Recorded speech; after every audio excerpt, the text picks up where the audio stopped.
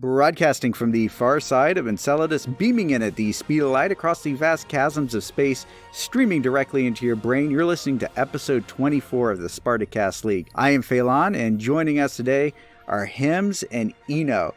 Getting right to our main story this month, yet another rounds of protests have rocked France, the largest so far in 50 years, and also the third round of protests this year between the riots of the railroad workers, or railway workers, I should say, and also the airline protesters, the airline workers. France has definitely been going through a lot of changes here, although this one has a little bit of a different tone than the previous two, which were largely labor protests, whereas this one was more of a mass uprising, if you will, of just general people. Some people even called it a apolitical riot, if you will, but I'm not so sure about that.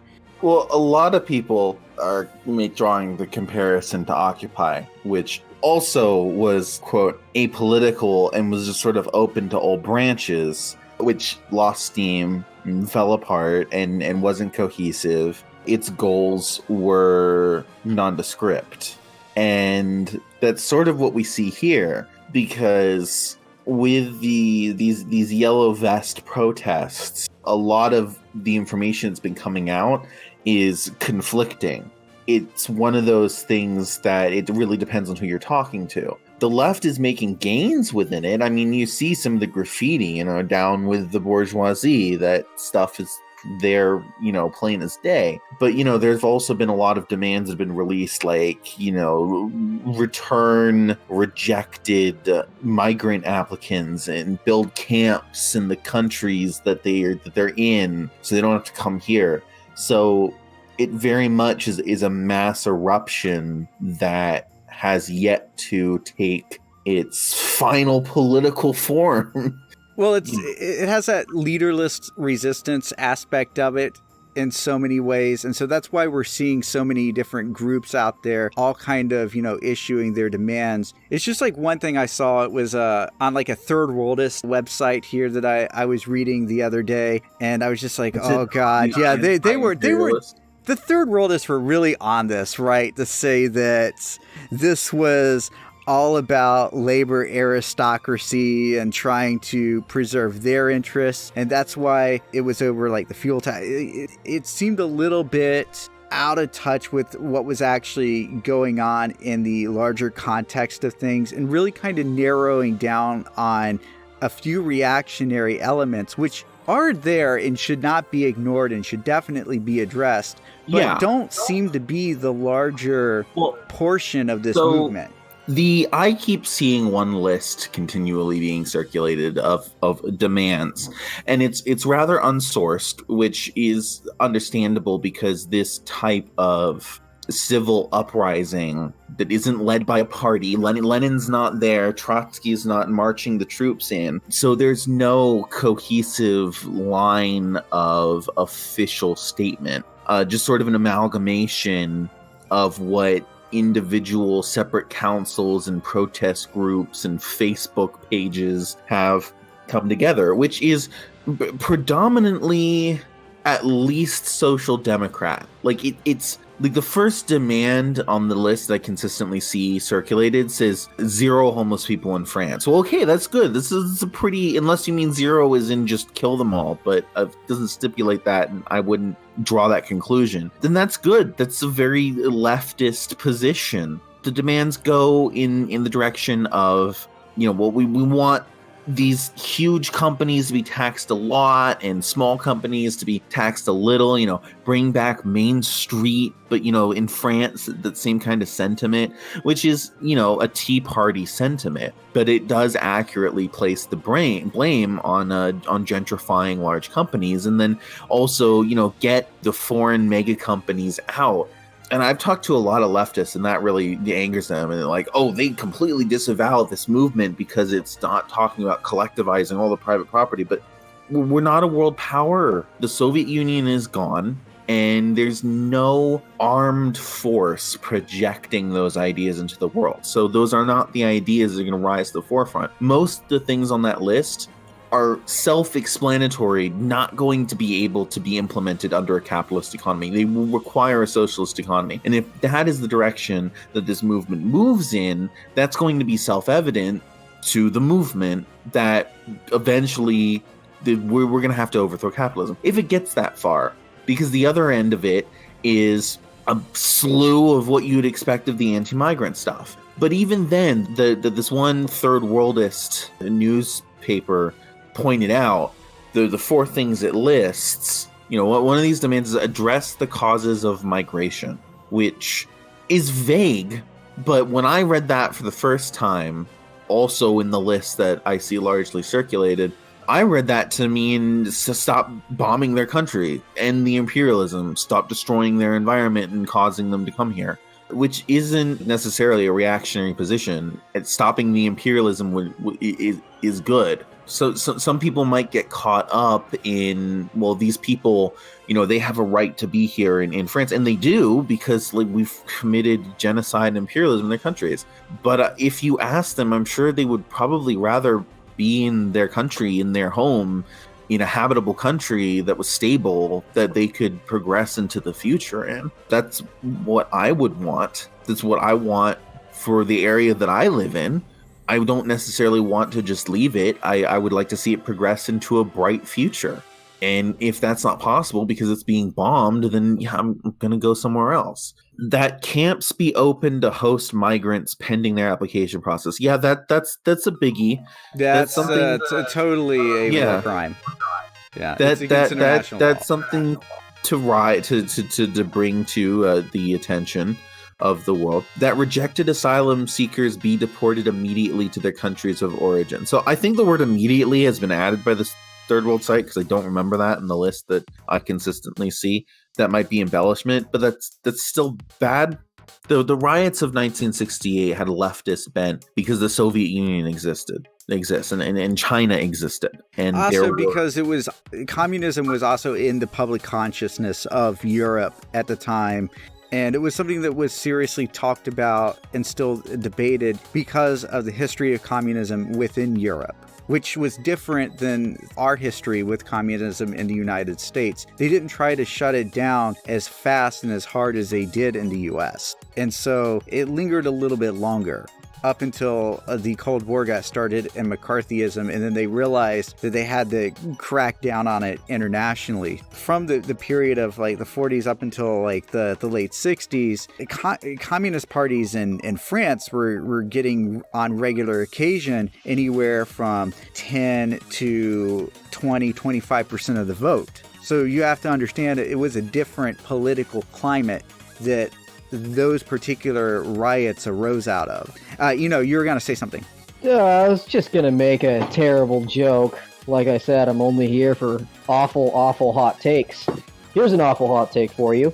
If you think about it too hard, and then not too hard, McCarthyism is actually America's best-selling export. Probably pretty accurate. That we got the world hooked on it. That's for certain. You're our show's Ron Placone. Does that mean I'm the miserable liberal? Yes, you're definitely Jimmy Dore here. Oh God! If only we had the viewership of Jimmy Dore. Oh God! So we're just gonna replace and just do Jimmy Dore analogies with everybody now. So that way this is reduced. And Ron Placone's gonna listen. He's to be excited. He's like, yeah, people are talking to me now. People know my name. Well, if anything, I should be the miserable liberal because I spent a good deal of my childhood reading J.K. Rowling's books, and that'll turn you into a miserable liberal. Oh yeah, oh boy. I mean, oh gosh, before I went all crypto fash in my later teenage years, I was hard liberal. If Harry Potter were real, he would support Israel. That we're to the point where this woman has to attribute real world political positions to her fucking wizard child. So is she the Neil deGrasse Tyson of wizards, or is Neil deGrasse Tyson the J.K. Rowling of astrophysics? I think it's the second one. Getting back to this here, one of the things, though, that started this whole riot was protest the fuel taxes, which in this particular case, the media tried to spin it as a bunch of people being anti-environmental, when what was really just going on was this particular fuel tax was essentially a tax on the poor. It was a tax on people that really are having a hard time buying fuel. The truck drivers, of course, the truck drivers were out there at first because their livelihoods were most affected. But and worldwide, the poor we can't slim down anymore. We can't rebudget. We can't go without. We can't make sacrifice. Like, there's no more, regardless of what the issue is.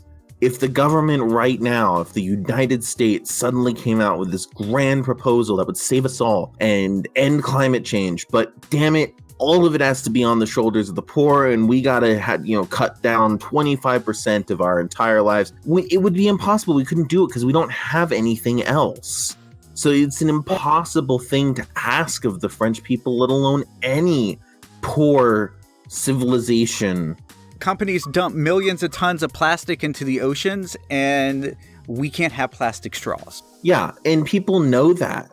People recognize that. Like, there's a reason it's called class consciousness, because this rests in the subconscious of every person. Every person who walks into Starbucks and can't get a straw or whatever knows that it's bullshit because they look at all of the plastic doodads and whiz bangs and things in the Starbucks. This whole situation was started because of bad policies initially with the French government, where the French government was like, yeah, it's a great idea to promote diesel in the first place, and then now they're taxing the heck out of it because it's bad for the environment, after they spent decades sitting there promoting it, and then also planning their entire cities, the newer cities in France, the suburbs, everywhere where they redesign, they strip out the public transportation networks, which are way more efficient, and because they're public faster. And take public money, and exactly. That's, the rich people can't sell a train, but they can sell a car. It's exactly. So it's that capitalist policy there, and then also it's austerity. So the government's pulling back from all these neighborhoods where the government used to invest things in, ripping out that transit, making people drive around in these old, not so efficient cars. And many of them, like I said, diesel, so the fuel is taxed the hell and back. And that's where these people are standing, and they can't afford to drive around everywhere, and yet they're forced to do it. Eno wanted to say something. Well, it was more of a proto-thought that I haven't really had the presence of mind to fully develop. But I was going to say, when Hems was talking about his Starbucks metaphor there, that there's actually more of a spectrum than finely delineated classes. It's not the upper class, the middle class, the poor. It's a spectrum. Where do you draw the line for poor? That's the real problem, is a lot of these austerity measures are ostensibly, by the words of the politicians who write and put them into effect, they are written to affect the middle class because the middle class is supposedly the majority. But saying that is folly, because you could say that the middle 80% of 100, it constitutes 80%. If you make the 10% the poor and the 10% at the top the rich, that leaves in a middle class of 80%. So calling something upper class, middle class, and lower class is actually, statistically speaking, very, very fallacious. So what they do to get these austerity measures to have any support whatsoever is they talk about this imaginary middle class. They inflate the idea of the middle class to include a lot of rather poor people. Like, I have means to eat, but I am technically poor. So they put these austerity measures into effect, and they say, well, you can give up a few of your amenities. The point of living is not simply to live, but to live well and to prosper and to multiply. Some of those amenities that a lot of these politicians will tell us you don't actually need are effectively what keeps people chugging forward. For a long point in my life, the only reason I went to work and had a job was so that I could go home, touch my guns, and play video games. That was literally, at that point, what I lived for. So they keep telling the poorest of the poor, well, you're middle class. You can afford to give up a few amenities.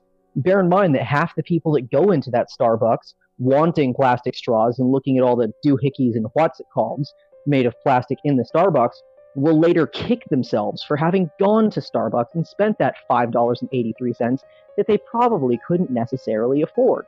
A lot of people who go to Starbucks are standing there with their hands in their pocket, rummaging around with their grubby little fingers at the very few dollars and cents that are lying there, thinking, can I really afford this? But then again, as the quality of my life is concerned, can I really afford to give this up? These government goons are insisting that I am middle class, and the only amenity I can give up anymore is ammunition and softcore pornography and hardcore jazz. I'm not going to, because that's why I get up in the morning. Exactly. Most of the middle class in America, and just throughout the first world increasingly, is living paycheck to paycheck. Very few people are well-to-do in the fact that they're well-to-do and can stretch for a while. So many people are where if they lost their jobs, they'd be out on the street in a month. That's reality. And so these kind of taxes where people are already living paycheck to paycheck in these kind of neighborhoods that the French government keeps piling on there. And it's not just the fuel tax, it's other taxes as well on goods. It's also just the pulling back of services, the removal of capital in general and investment from these neighborhoods in education. So these people aren't getting the quality of education that they used to get, which hampers their ability for their kids to have the same kind of lifestyles that they have, assuming that they can afford it. The other thing is that on top of this is this whole issue of it's being spun as these people are against this and against the environment. It's sick because it's saying that they should have to sacrifice themselves when all these other companies out there that contribute way more to global warming don't have to give up shit. They don't have to give up jack shit for anything. They get to do whatever they want. And not only that, not only do these companies get to do that, there was a story in the New Yorker that ran the other day where they were talking about how Exxon not only knew that global warming was a thing, they actually covered it up and conspired to make it accelerate. They actually conspired to accelerate global warming because they knew that there was oil in the Arctic. And that it would be easier to extract, and more profitable to drill. It sounds really cynical, but it's not. It's true. It's true. They're psychopaths. It's true. They're psychopaths. And this is, people want to talk about conspiracies. This is the real deal here. Like, this is the truth. And this is what all those people that sit there and scream conspiracies don't even want to freaking look at, because they want to say, oh, the real conspiracies, it doesn't exist and it's all a hoax and they're trying to take away everything from us. Yeah, they're trying to take everything away from us, but it's not to help us with global warming. The solutions that they're proposing isn't ecology. It's taxing poor people. It's flat out unsustainable. Even if it did have an ecological impact, it's unsustainable because next year they're going to come ask for more from the poor, and next year they're going to come ask even more from the poor. You were saying about the middle class. When I was a kid, middle class meant 2 garages, 2 or 3 cars. Your kid had a car. Your kid's college was all paid for. You owned your house. Now middle class is like, $30,000 a year, and you can go 3 months without a job if you need to. That's what middle class is now. And the thing about global warming right now is this is how the first world is reacting to these policies, which do punish the poor and everything, and don't really provide an actual long-term solution towards fixing things. But also, we're seeing the consequences of global warming right here in the United States. And we saw it with the migrant caravan. Like, a lot of those people are coming over because of droughts and situations caused by climate change in Central America, Southern Mexico, etc. And those people are coming up trying to do it. And what do? We lock down the borders. We send the military in there. And goddamn, if I didn't see a story in Newsweek the other day saying that they were slapping freaking numbers on their wrists. Like, where the fuck do you get that idea from? Come on, we no, it's not a coincidence. Yeah, starting to write numbers on people's wrists is definitely meant to send a message. Okay, so the most dangerous thing here is that it allows the neoliberals to take up the cause of environmentalism, which pits resistance as anti-environmentalism. If you're in resistance to the government, which is neoliberal, you have to be anti-environmentalist, because environmentalists is what liberals are. I recognized months ago, and Bookchin recognized decades ago, that the only viable future for the left exists in environmentalism, and that it needs to be the core of everything we do. It is our key back to legitimacy. It is going to be an easier conversation to say we need to save the world and we have the only real plan to do it. Everything, the liberals are just going to make you poor. Then it's going to be easier to say, hey, you should probably have a better time at your job. You know, like the saying goes, it's easier to imagine the end of the world than it is to imagine the end of capitalism. Maybe we should flip that on its face and say, well, okay, then we have the plan to save the world. We'll also improve your job as consequence. But since you think that you're powerless there and have nothing that you can do, well, we might as well save the world and do both at the same time. Eno, go ahead. Well, in that sense, the liberals are kind of the opposite side of the coin there. They keep pushing all this rhetoric like, we're saving the world, we're progressing civilization, we're making it better. But the only way to do that is to capitulate with the large corporations by making compromises with them, because that's what grown-ups do, right? Is they make compromises. We're not a bunch of ideological high schoolers and college kids, right? So the only way to make the corporations play ball is to make sure they turn a buck in so doing. So we're getting rid of plastic straws. The big organizations can keep their profit margins, and will make the world a better place. Meanwhile, by ignorance or incompetence, they simply refuse to address the larger issues, and that is that the very, very poor state of labor right now is not so much a consequence as it is a cause of a lot of the climate issues we're dealing with. You know, Woody Harrelson's vote with your dollars. That only happens if everyone has dollars. Well, that, and then just on top of that, looking at how policies are drafted and do affect, let's say, people that can even afford to save themselves against climate change, even temporarily. Hurricane Michael, I believe, that was the hurricane that rolled through Tallahassee, right? Did you know that in Florida that it is illegal to run a solar generator on your house without permission from the state, because it has to be hooked into the state power grid, and they tell you when you can't turn that sucker on. So they're literally stripping people's ability to survive. Not right just survive, but autonomy and independence. Right. Two American values, if you believe the conservative rhetoric. You look at a lot of the early things that the Tea Party made a big deal about, and it was a lot of recognition that this was happening. Of course, they go in the complete ass other end of it. Then it just winds up with them worshiping police at the end somehow. Somehow. These causes, like I said before, it's class consciousness, because these are recognized subconsciously as happening. The New World Order, like becoming a communist, made me realize that those weird people on the college campus who would always talk about the New World Order and stuff, they were right. Except it's not like the Illuminati and their secret organization. No, it's just a bunch of rich people, and we know their names and we know their addresses. But yeah, they are trying to enslave us all and kill the world. But they never reached the conclusion that the solution is us. It has to always be, it's not real capitalism, and that's why this is happening. And if we tried real capitalism for once, if we just got a different set of bourgeoisie in place, things would play differently. But no, because that's not how materialism works. That's not how the real world works.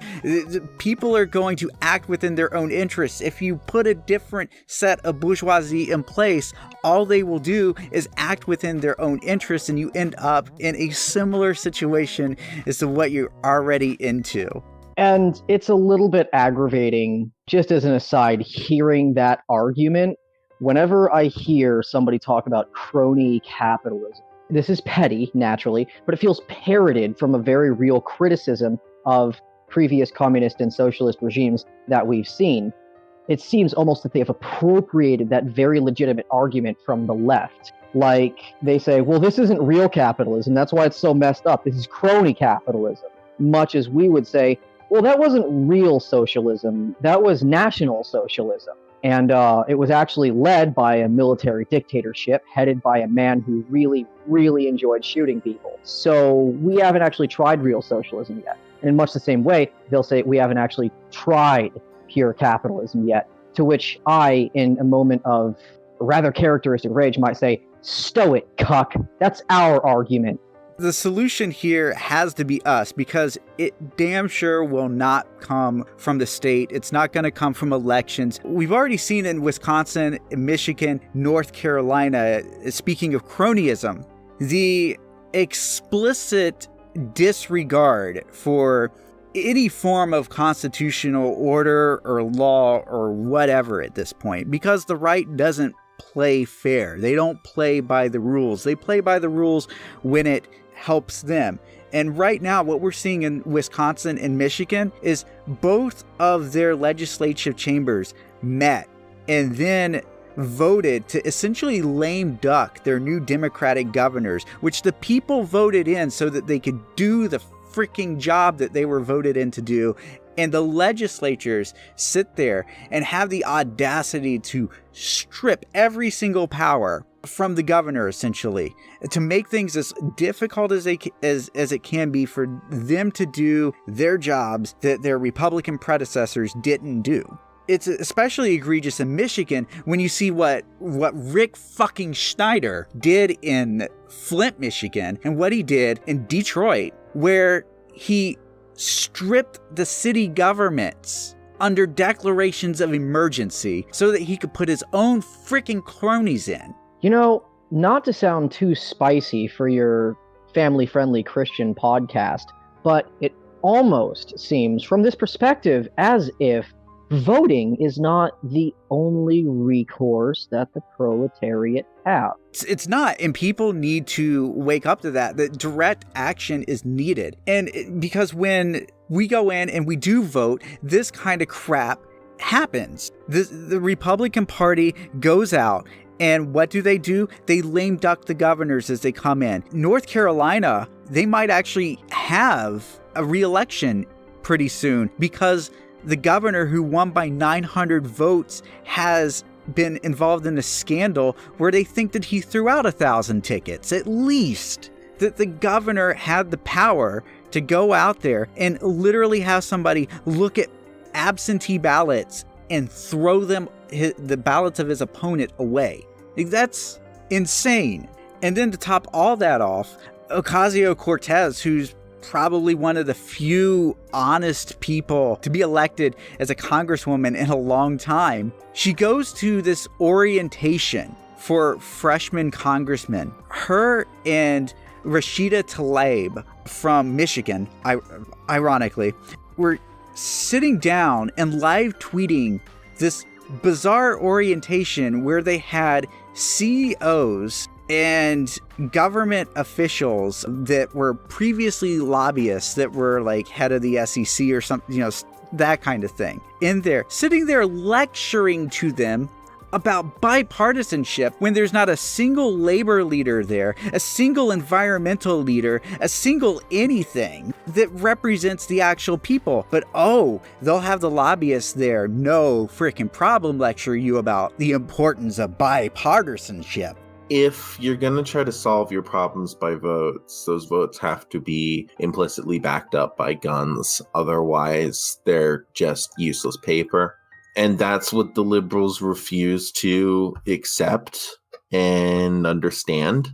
The reaction that should have happened when the Supreme Court of Arizona struck down and got rid of basically all the ballot initiatives anyone was interested in, the one that got the teacher strike, all the things they didn't get in negotiation, the one about charter schools that one got watered down. I don't think that one didn't get thrown out. It got watered down to the point of uselessness.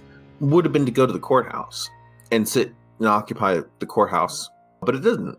You know, the moment I broke with the Democratic Party was the moment when the Democratic mayor of Phoenix ordered that the Democrats who were the 3,000 liberal soccer moms that were outside of Trump's Nuremberg rally be tear gassed and chased a mile up the street into a Hooters, and then have the Hooters tear gassed. And the party the next day made absolutely no statement and sent me an email for a donation. And that was the moment I walked away. That's how they act. I'm surprised that, you know, I mean, I'm not surprised, but I wish that the reaction to stripping the city government through emergency powers and then installing your CEO cronies would have been met with riots. But it's not, because people have forgotten. Did you know that after the Civil War, freed slaves would take their guns to the polling place to go vote, to ensure and remind the people who just a year prior used to be their owners that they have guns and will back up these votes? They used to do that. There are etchings, you know, what used to be in the newspapers before photos, etchings of them holding the guns high over their head as they walked through the river to the polling place. And that's gone. That sentiment is gone. And it's just, you know, voting now feels more like a ritual than an actual decision. Well, I was going to say something terrible, which is effectively just a joke. Yeah, but then good old Ronnie Reagan got in power. But in all seriousness, I'm recalcitrant to say things like this, especially on air, because I don't intend to advocate open violence. Stochastic terrorism can happen on both sides of the political spectrum. I'm very well aware of that. Although it does not seem to happen very often on the left, interestingly enough. I think it's because people on the left have an understanding that terrorism doesn't really work all that well for us. We've been there. We've been down that road, and it was used against us very, very heavily. COINTELPRO was a thing, and anytime anything like the Weathermen happened, you know, that ruined the public image of the left for a long time. And not even just the left, just liberals. Anybody that was even remotely associated with this kind of thing would just get smeared with this accusation. So it's an image that is stuck, because what's the go-to that the alt-right always likes to do is that the left is violent, and then they bring up these 30-year-old, 40, 50-year-old things that happened. So freed slaves taking their guns to a polling place that their former owners once you went to isn't really violence. I'm not saying go shoot. Right. That's not what we're not comparing that. I was making a different comparison. In response to what you just said, Phelan, I would like to agree, but further hypothesize that ideologically speaking, the modern leftist movements are rather less capable of attracting psychopaths. That was the point I was initially driving at. But to say what I had intended to say after my caveat of not wanting to openly incite violence of any sort is that is the social compact under which this country was ostensibly founded. If you don't accept our vote, we kill you? Effectively, not so bluntly, but effectively, to bastardize the words of Admiral Akira Yamamoto, it would be impossible to fully split with the American people, as there would be a rifle hidden behind every blade of grass. The very fact of the Second Amendment, not to sound like one of those people, is that we are supposed to protect ourselves, our homes, ourselves, our communities, our families from all threats, foreign and domestic, which means, as Yamamoto said, a foreign invasion of America would be very difficult, indeed even impossible to succeed in, because there would be a rifle hidden behind every blade of grass. But in the same way, the Second Amendment was added in order to act as a failsafe against a totalitarian regime that would seek to put the American people under a boot. The idea is, if the government gets bad enough, too bad, if the government starts mirroring the the tyranny of the corporatism and the monarchism of the government that they just escaped and successfully defeated in an open war, the American people would theoretically all rise up with this class consciousness and get their guns and go fix it. The very idea of that was very capably espoused by these blacks who had just been freed, although, gosh, let's just talk about the political climate and the racial tensions after the Civil War, but these blacks who had been ostensibly freed and went to the polling stations with guns. That is a purely Americana value. That's an NRA picture-perfect story. And the NRA capturing that, the right wing capturing that, and then the liberals not catching wind of what that was supposed to be, and then taking up the opposition of, they've never advocated taking away everyone's guns, but they have fumbled the words so heavily that the NRA has been able to say that they want to take away everyone's guns. Exactly. While it's not fair to say that the left in America is not trying to disarm everybody, in fact, look at my favorite quote from Daddy Marx, it has been so poorly handled by the, quote, left in the government in America that the NRA, an amusingly incompetent organization, has effectively been able to capitalize on their incompetence and propagandize it. You're exactly correct. It's not that they're trying to take guns away, it's that they're so bad at talking about them and so bad at taking into consideration the deeply held beliefs and lived experiences of many Americans who do own and cherish guns, that the NRA has been able to propagandize it. And they have nothing to say about it because they're terrible at saying things. Well, the entire concept of the Second Amendment conceptualizes that the American people will have firearm parity with the American government, which of course isn't true. We don't have Predator drones in our garages.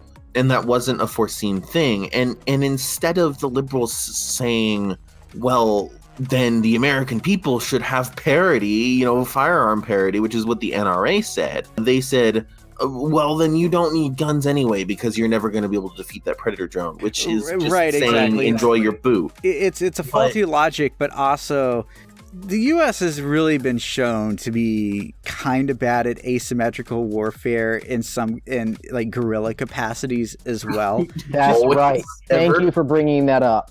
We are so bad at handling insurgents. And the other thing is that the NRA, when it's saying let's get our people arms parity with the government, is that those are people who support the government because the government protects private property, and those are people who own private property. Whenever the script is that African Americans want to own weapons, that's when the NRA suddenly flips on the issue, because of course they're all for gun rights except black people. They don't like the idea. That makes them uncomfortable for some reason that I just people don't can't own property. Yeah. Well, not just because they don't own property, but because they don't own property, and if they get armed, they'll realize they can do something about their situation. Well, that, and there's definitely a racial element as well. It is, the Second Amendment was actually created to sustain racism in this country. That was one of the reasons that it was put in place.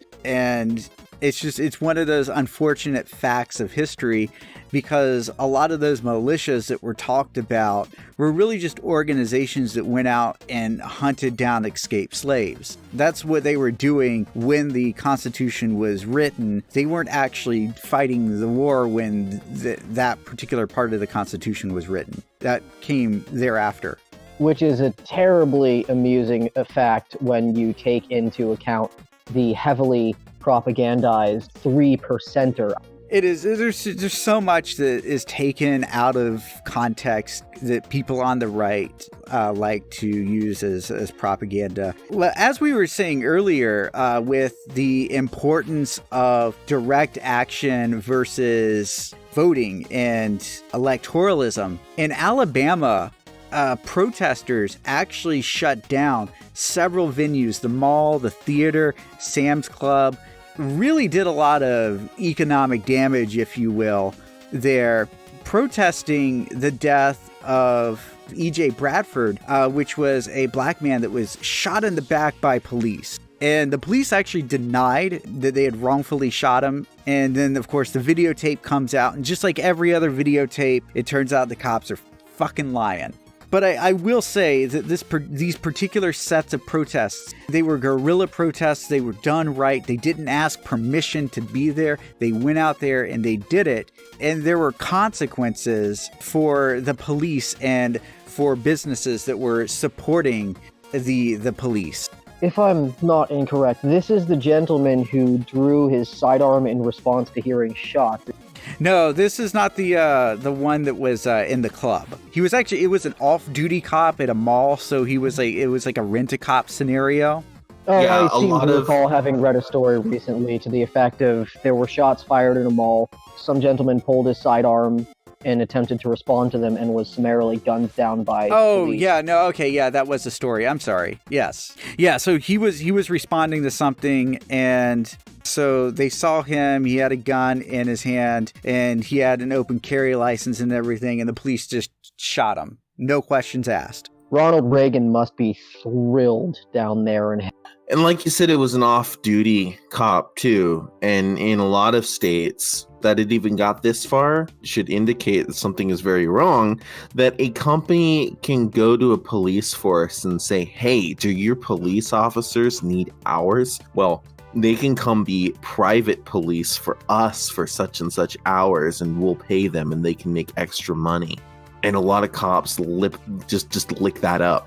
Because the last people who will have the bread and circuses pried from their hand will be the dogs of the state, the police. But that doesn't mean that they'll get to keep their bread and circuses forever. What impressed me the most here was the fact that people of the community got together to do something about this. They had and they figured it out what to do in the right way too. I mean, they did also go to their city council, but they shut it down. They didn't sit in the seats. They didn't raise their hand. They didn't make a comment during the open comment period in the free speech space. They shut the thing down, and then they went to the Sam's Club and they shut that down, and then they went to the mall and they shut that down, and they shut this down and they shut that down. Streets, businesses, and there was a price to pay from the bourgeoisie for employing this cop to shoot their kid. I mean, he wasn't a kid, but he was there. He was the part of their community. Well, to go nuclear and to mangle a quote from a Republican congressperson, the proletariat has ways of shutting that down. Jesus Christ. Hey, I'm the hot takes guy, and honestly, someone has to be reasonable. That was... ooh. It slips out sometimes, I'm sorry. Just the response there, and also the response that the protesters got. So, from the protest, because the protesters shut down the mall, shut down just their presence there, and people felt uncomfortable. All these rich, half bougie, or petty bourgeois bootlickers out there sat there and had the nerve to sit there and call them domestic terrorists. Which I really want to applaud the left that it has, without any party, without any power, without any structure, has all collectively realized that without any party, without any structure, any command, any official flow of information, has realized not to take that bait, not to start calling yourself, well, fine, I'm proud to be a domestic terrorist, and start putting it in their profile and just make it that easy for us to be wiped out. I really wanted to just applaud the left here for a moment for being that smart. You know what is funny, now that you say that, is that people on the right and the libertarian movement did that during the Bush years, when there were reports coming out that were targeting sovereign citizens and stuff like that. And Alex Jones was spreading all that BS out there. And a lot of people on the right were putting that, I don't know if it'd be appropriate to call it, I'll call it a meme. So yeah, it's a meme in the Jungian sense of the word, I guess, on their profiles. And so it was pretty common. It's interesting that they were able to kind of get away with that rhetoric, but if the left ever did anything like that, no.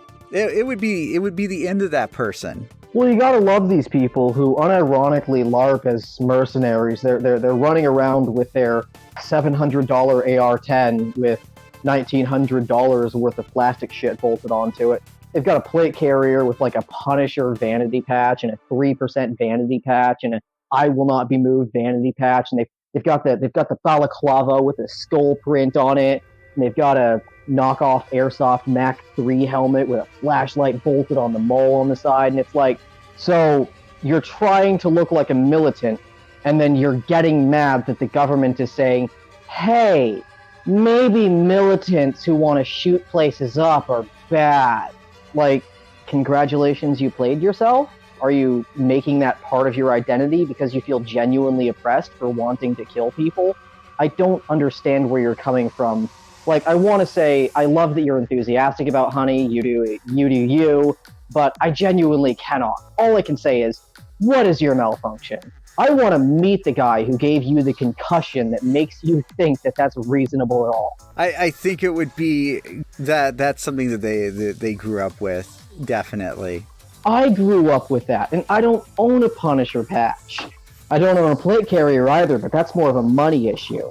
If I had the money for 30,000 Punisher patches and balaclavas with skull prints on them, guess how many I'd buy? Guess. I'll guess. I'm gonna go with 0. And can you guess why? Because you're not a fascist? Fascist, yes. Because I have no real interest in looking like somebody who wants to kill people for money. I have an interest in living and living well, and things that attempt to stop me from doing that and utilizing lethal force are things that I will attempt to stop from stopping me from doing that by utilizing lethal force. These people fetishize warfare and violence so much. And then when the world looks at them and says, maybe warfare and violence aren't the best thing, they go and sob like petulant children. That the world just doesn't accept their fetishization of violence. They say, I want to shoot people with darker skin than me. And then the government says, maybe don't do that. And they'll say, hey, don't kink shame. It's impolite. Well, I mean, the thing about fascism is that it requires perpetual war. And eventually that means that somewhere along the line, because it is perpetual war, the pool of things to go to war with becomes smaller and smaller and smaller, and suddenly you have no choice but to essentially go to war with yourself. It's a self-destructive ideology that essentially leads to just a downward spiral. And then you end up, literally classifying people as either Chads or versions. You become a meme of yourself. You become the NPC. Isn't it funny how so much of the macro just applied to the micro right there? It's just the outer philosophy became the inner philosophy and inner workings of how these people tick. Isn't it just amazing? Like, was saying earlier, like the left doesn't have a lot of these proclivities. And I think that that's actually why, because our values are different outward. And even though sometimes on the left, we do talk about, violence in a strategic manner, under necessity, it's not something that we fetishize. And that's the difference here. But before we get on to our next subject here, I did have an ad read here, so bear with me here. So the MPAA, the Friendly Movie Guys, sent me this reader here for you guys. Great movie coming out here pretty soon, so I'm gonna do my best Don Fontaine here. In a world ravaged by the chaos of climate change, the planet has become a hospitable hothouse where corporations have taken the place of nations and private armies patrol the streets. The tropics have become uninhabitable, and billions of the world's poor now live in heavily policed slums. One man has had enough. Coming soon to theaters this winter, one man will avenge his best friend, Bruce Willis as Santa Claus, and Nicolas Cage as Mr. Heat Miser in Avenging Frosty. He's made a list, and he's checked it twice. Thanks. I hate it. You're not gonna go see Avenging Frosty on Christmas Eve. Is that what you're saying? Dude, I want to see the movie where Rudolph does a workers' revolt. That's what I want to see. Yeah, him and his elf friend too. Like his elf friend starts up a union of elves. Yeah, like there's animosity between the reindeer and the elves. The way the bourgeois creates animosity between different divisions of labor, and then like Rudolph and the gay elf dentist, they figure it out and they get together and they bridge the gap and they overthrow Santa and collectivize the workshop. And then at the end of the movie, they roll out the guillotine and put Santa in it. But then we would need Santa Claus back because Bruce Willis got to be Santa Claus in the new Avenging Frosty movie. But then, after their revolution, they were helped along by the martial might of Belschnickel and Krampus. And then, Krampus and Belschnickel try to orchestrate a coup now that Santa is out of power. And there's a struggle within their faction. And eventually, Belschnickel and Krampus go to the guillotine as well. I like it. Are you saying Krampus is Stalin? Why would I say that? I mean, I'm just trying to eat some chips right now, and you're putting words in my... I'm not going to address this at all. So moving on, speaking of direct action here, on another front here, there was a great article in Truth Out about how workers are fighting retail robber barons and winning. And it was a great article that kind of just hammers in that workers need to stick together and fight to get things done. That we can't ask politely. The whole reason that workers at Walmart got the pay increase that they did to $12 an hour, which isn't that much, but the entire reason that they did it is because they called out the CEO. They weren't nice to this woman. They went out there and they called her out every chance that they got. Same with Amazon. In fact, Amazon at their new facility, they've already got a union up and ready to go. And that's impressive. That's, for Amazon, that's unheard of. In retail, that's almost unheard of. Well, I know. I was going to say just anecdotal because it's gotten reported nowhere, but it's really weird. So it's worth mentioning. Ted Baker, which is a stylish and fashionable British clothing company that has its roots in the mod days in the 60s, had this weird corporate policy where employees as the fulfillment and loving your job type thing had to hug each other. And of course this led to women getting groped, because what the heck did you think it was going to lead to? And so they literally, of all the weird things to organized over stopping the mandatory workplace hugging. In 2 days they organized over this, and it was gone. The company capitulated overnight and said, no more hugging. It's really weird that would even be there in the first place. But, it just shows, they know our jobs can't fulfill us. They know our jobs can't give us any kind of meaning or satisfaction in life because it's basically slavery. And so they come up with stuff like mandatory hugging to try to fill that void. And it just leads to sexual harassment. And so of all the things to organize and win over, now Ted Baker employees no longer have to hug each other. Right. And then also Burgerville, which we've talked on a show about before.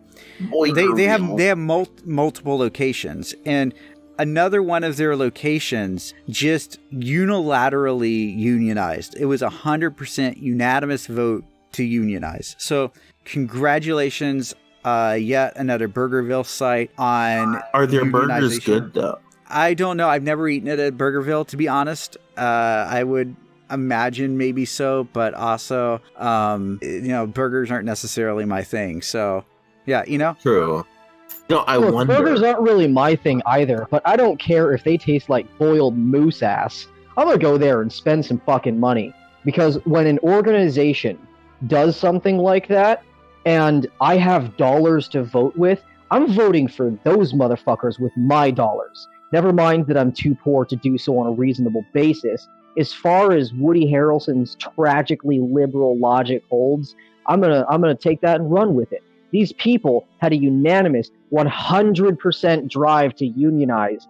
They did it. That is, if there is a business that you should contribute money to, it's that type of business. And burgers aren't really my thing, and they might actually taste like boiled moose ass. I'm not terribly inclined to care.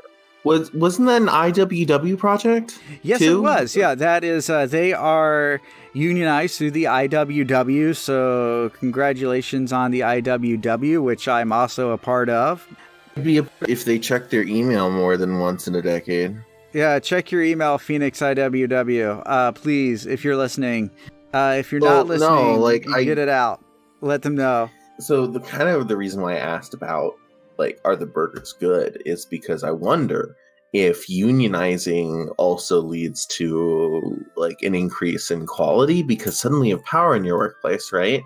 And I'm sure with the unionized workplace comes the power to not do a lot of the stupid stuff that the management previously mandated you had to do, that you knew was stupid and didn't work and made your thing worse. Statistically, yes, actually that is true, that unionized workplaces do produce better products because workers have input on the jobs that they do all day. So there's input from the bottom up on how things should be done by those people who are hired to actually do the work. Well, yeah, have either of you ever worked in food service or gone to a sandwich shop called I used to work for Jimmy John's. God, that place is a trip. I am so sorry. Right-wing propaganda on every, and I'm not lying. I'm not embellishing. It's not swastikas, but there's a bootstrap on every inch of that wall, and it's scary. I've seen their logo before. I could just tell looking at it. You're gonna say something? If you ever worked in food service or you've been to a sandwich shop called Subway, then you'll know that corporate standards are kind of skimpy when it comes to actually delivering a decent product to the majority or indeed the entirety of their consumer base. At Subway, if you get black olives, if you're a black olives type eating individual, you get a foot long or a 6-inch. On each 6 inches of sandwich, they have to put 5, the number of fingers you have on your hand. Okay, look at the fingers on your hand, and then think about those tiny slices of olive, and think about that number of tiny slices of olive on 1/2 of a foot-long sandwich. Those are corporate policies put into place to save materials and therefore save money. Fortunately, most of the sandwich artists, as they are called, that I interact with on the inconsistent but notable occasion that I go to Subway, summarily disregard that rule. Unfortunately, if they were caught doing that by any kind of grown-up who went down to that place, say a district manager, they would probably be penalized up to and including summary termination. My experience in food service, in the fistful of food service jobs I've worked, has been very similar to that. They'll kind of wink, wink, nudge, nudge, see if you can hold that food a little bit longer. I mean, yeah, it's got to be fresh, but that fresh? Do you want to make another entire batch of chicken right now?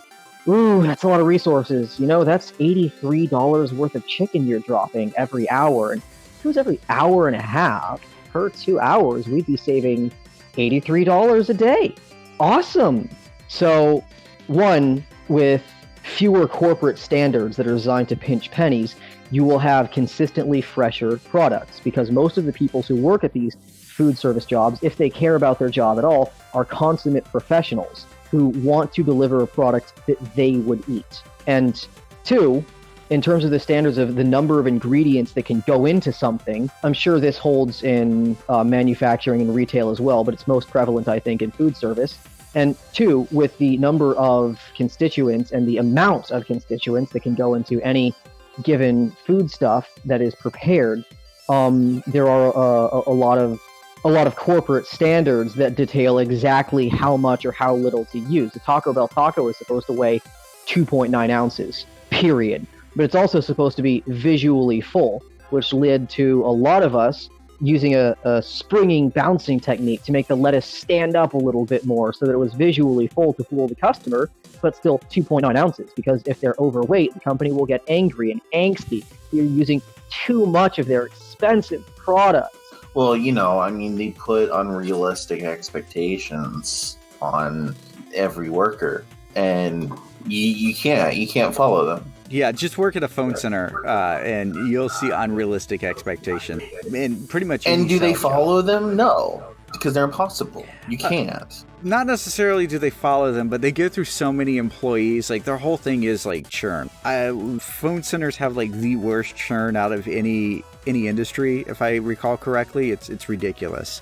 Really, if there's any industry that would have any headway of unionizing, I think that would be a big industry to unionize too, because it is pretty big.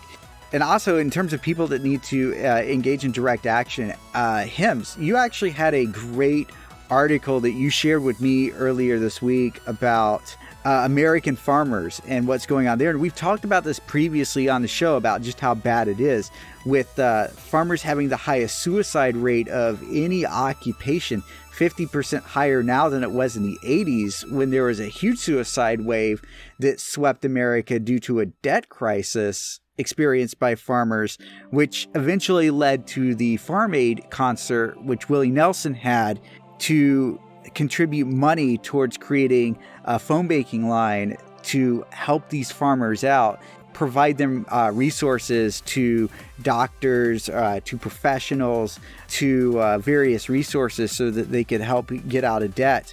And right now, a lot of those resources that were previously there are now gone. It's a howling crisis. It's no secret that mega agricultural companies don't like farmers. They don't want farmers. They want employees. And so there is a class war being waged against farmers to try to get them off their plots, off their land. The idea, of course, being to rehire them later as laborers, or just hire, immigrant laborers, to hire anyone. Just laborers, just employees, no ownership, no claim to the land, just pick this food and get out. I mean, that's why agricultural corporations do things like genetically modified seeds, where the plants grow and they won't produce a new seed. They're sterile so that the farmer has to buy new seed every year. He can't just replant the same seed. Why they do things like equipment rentals, and you can't just buy the farm equipment anymore. You have to rent it. Stripping the farmer of, alienating the farmer from all of his work. And this is happening in an environment, in a culture that is so rabidly individualistic that these failures that aren't failures, they're attacks. These people are being waged war against, but it's internalized as a failure when a farmer loses his farm that his dad gave him, who got it from his dad. It's the myth that gets translated as a personal failure. Right. It's the myth that being poor, being impoverished, is a personal failure. It's a moral failing. It means that you're lazy and you should feel bad for yourself. It's that whole mentality that they've been kind of like grown up and propagandized to believe. And really, it's not even something new. It's actually something that's been kind of thrust on them for decades, because originally a lot of the Midwest was actually kind of almost socialist at one point. There was a lot of leftist activity in the West and in the Midwest at one point. It was one of the more progressive parts of the country. But as we became more and more propagandized, like McCarthyism, for instance, was one big thing, where if you were even just a little bit sympathetic, you were secret communist. And it was also a lot, like most of the people who went and fought in World War II were like sons of farmers, and they came back and they had the GI Bill, and they got to have school, and they got to become middle class. I mean, America's probably the only civilization in which its farmers have become middle class, as so much as a middle class can be said to exist. In other words, they weren't dirt poor, starving peasants. And now they're looking at being dirt poor, starving peasants again. And they're internalizing all this. And that's leading to huge fentanyl addictions. Well, Huge. opioid addictions, where farmers are dying because the opium products that they are given are cut with fentanyl, and then they end up dying. And Because that they're stuff doing will kill you almost instantly if you get it. And then there's even one chemical that's now even stronger, and I forget what it's called. It starts with a C.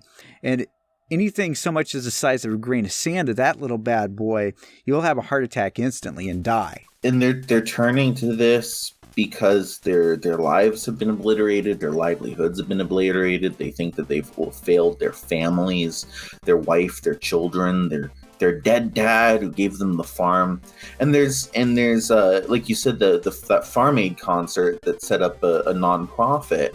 That line gets like 70 calls a month when it used to get like 10, and they're all from farmers who are on their last legs, and they're about to lose this farmland, which is then, of course, going to be bought up by some huge agricultural company. And then most of these rural states here, they're ran by Republicans that don't really give a shit about these people, that they sat there and voted against the very programs that would be there to help these people. One of the few states that has a program, for instance, is Nebraska, and it's still very small. That there is a story about a caseworker in the What's Eating America's Farmers article that we're going to link to in the notes, that it's very clear that this is a very busy and overworked person that's handling these cases, that she gets tons and tons of these.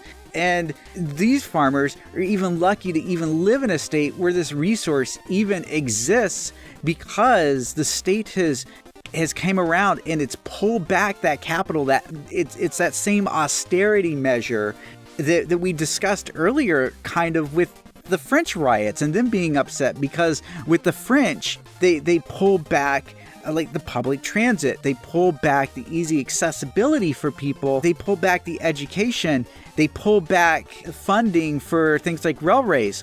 In the United States, they're also pulling back this capital and it's retreating. And this is what it's causing. It's causing mass suffering on a huge scale. And it's only going to get worse because that's the only direction that capitalism can go in. And that's the only answer that neoliberals have, is austerity. And as it continues, it's going to get worse. A bit of a sidetrack, but I want to pitch an idea to you guys, and this could make us rich, okay? It's an idea for a game show. So what we do is we take every middle American gubernatorial candidate in the past 20 or 30 years from the GOP who has ever done a campaign ad in front of stock footage of the rolling amber waves of grain, or like on a tractor or near cows or something, right? And we dose them on 30 entire deadass milligrams, not micrograms, milligrams of fentanyl on a time release, right? And then out of the beautiful amber cornstalk field things, we hide syringes of naproxen, right? And then we give them a tractor and we say, if you know how to use this thing, you'll make it to the final round. That is even more twisted than when the French took out the shit hose and hosed down that building, which I don't know if you guys read about that, but that happened at one of the Yellow Vest protests. I forget where it was, but they sprayed down this building full of horse shit, and I swear in that video, there was at least one open window on that building. That's right. You know, in France, they're still playing Saints Row 2. They know what's... Wait, what? Wait, what? This is from a video game? Yeah, there's a mission in Saints Row 2. There's this nice old lady whose husband died and left her the house, and this big real estate developer is trying to move in, bulldoze everything, and put condos there. So she asks you to steal a septic truck from the Stillwater impound, and naturally the septic truck is full, and your job is to slowly drive down the road while avoiding, incoming fire from police and police cars, and hose down these expensive condos in raw sewage. It's a mission series called The Septic Avenger. Oh my god, I love it. This is taking leftism Oh God, this is taking leftism to new heights here. I don't think that we can. I don't think that we could top this level of direct action. The shit tank is it's the end all be all. Where do we even go from here? Do we just need to play more games and just start listing down ideas now? Well, in Red Faction Guerilla, there's this guy named something Mason, and he's got a hammer. And what he does is he runs around and he fights the militarized police with a hammer. Sometimes with a rocket launcher, but I usually use the hammer. And that's one of those lessons that I would ideally like to take, but I don't think is terribly practical. Now the French, those guys and gals, they found them a practical video game mission to go in on. I like that. I appreciate that. As a gamer, not a capital G gamer, just someone who enjoys playing video games. To end on here, I wanted to give a shout out for our last story here. This is kind of a surprise. It's not in the notes here. The Puget Sound anarchists have created this formula called FAST. And what FAST does is it neutralizes capsaicin and essentially tear gas. This is an anti-tear gas formula here. And it's pretty brilliant. It contains magnesium hydroxide powder, some liquid sunflower lecithin, bottled water. You do need it distilled for this particular purpose, and tearless baby shampoo. And you just mix that stuff up there. I'm going to also put this in the article on how to make it. It is very important if you're going to riots. But also, one thing that I did want to do is I wanted to give this stuff a little test. Now, I'm not going to do it on the show today, so I'm not going to be spraying myself with pepper spray today. However, to launch our Patreon account, I wanted to go big. And so what I wanted to do is, I'm not going to do this for free, but if any of you right-wingers out there want to see a commie get maced in the face, hashtag mace in the face, and send me your dollars on our Spartacast Patreon, which I will also put in the notes. And if I get $20,000, we will hashtag mace in the face me on video and dump that shit on YouTube, and we will test this shit out. For $20,000 on the page, I'll take Mace naked. I don't even care about no ablative chemical. You're just saying, oh, you'll take it. No, I don't know about that. Like, oh gosh, this is 1.5 million SHU. I put that stuff in chili. I mean, the oleo resin they use is kind of mixed with a few carcinogenic chemicals, but are you telling me that 5 years of pack and a half a day smoking is not worse than that? It's delicious.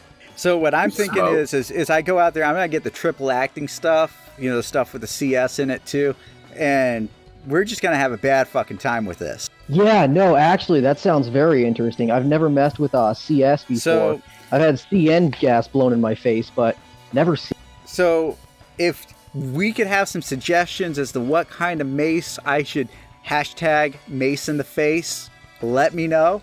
I'll be checking Twitter for that, and I know there's a lot of people out there that want to see me in pain. So let's hear that. Now, for the leftists listening, the goal of this is to test a formula that is an antidote to mace in the face. So we are not just asking for right-wingers to give money to laugh at us. There is a purpose. Yeah, so there is a purpose. We're actually going to be doing legitimate testing, if you will. This is what they call revolutionary science. But the other thing is, I do want to let you guys know, I'm not going to blow the money on hookers and blow. After we get it, I am going to reinvest everything into the show. Of course, do things like pay the rent, that kind of thing. Get a decent sound area set up too. I also got some ideas, like starting up a website for activism, and I kind of also want to start up a news blog, be able to do this kind of thing full time as well. So that's kind of what I'm hoping to do this year, hoping to make 2019 better for all the Spartacast listeners out there, also better for everybody out there, so that we actually have an activism platform that we could utilize that has like something like an alternative to the garbage Google shit that's out there, so that we don't have to use Google Docs and depend on or trust that, Google's not spying on us, that kind of crap. And so I want to be able to kind of get all that stuff set up and done and be able to supply that on the left. And also, secure communications and forums for unionizing.